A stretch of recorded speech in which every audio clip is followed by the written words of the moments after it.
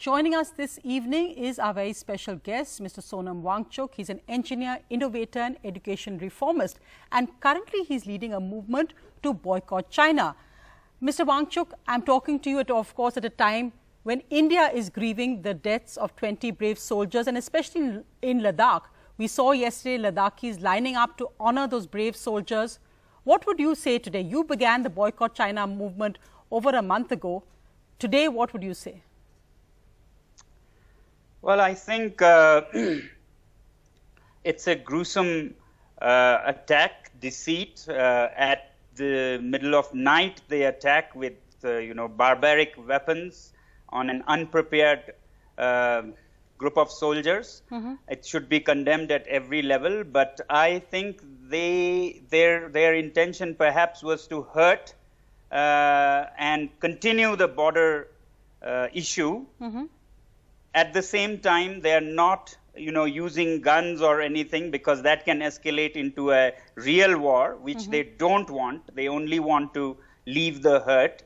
And they also don't want the citizens' response that has been quite big over the last 2 weeks.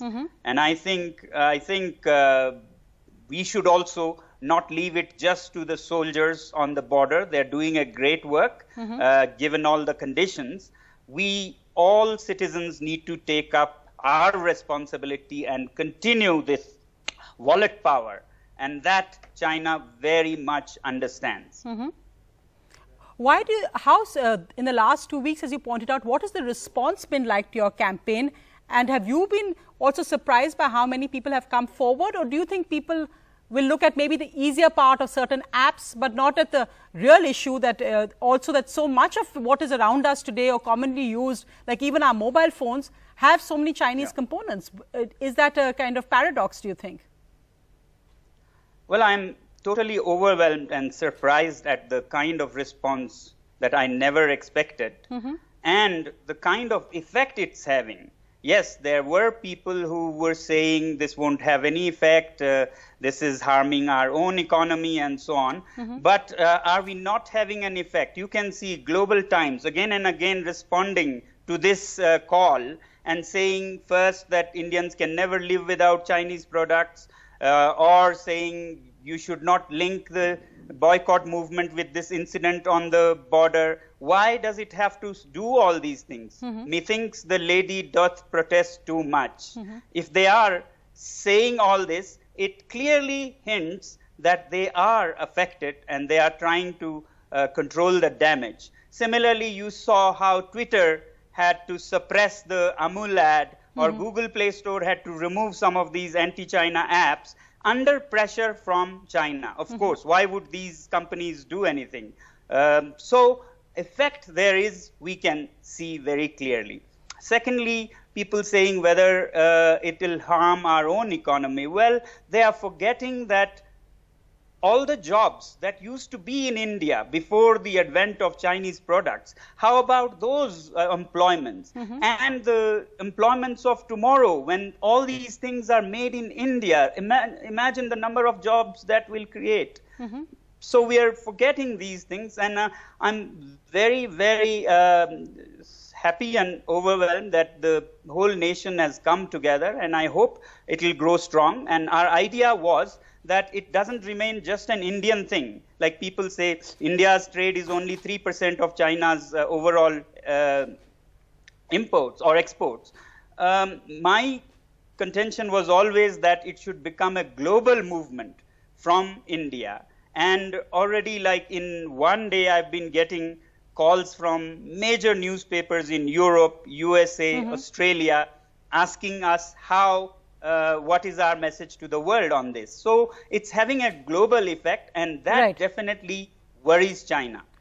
Why did you, when you initially started this, what was the reason you felt that you should start it? And while of course I agree with you that it's much better to look at the jobs and the Indian economy in terms of creating jobs for so many jobless that we're seeing now, especially given the fallout of the pandemic, but is it more about looking at beating China rather than boycotting them, that when Indian goods will be world names or will be able to be components for phone manufacturers like Apple, or when TVs from India are sold across the world, that we should look at how we can beat them rather than boycott them?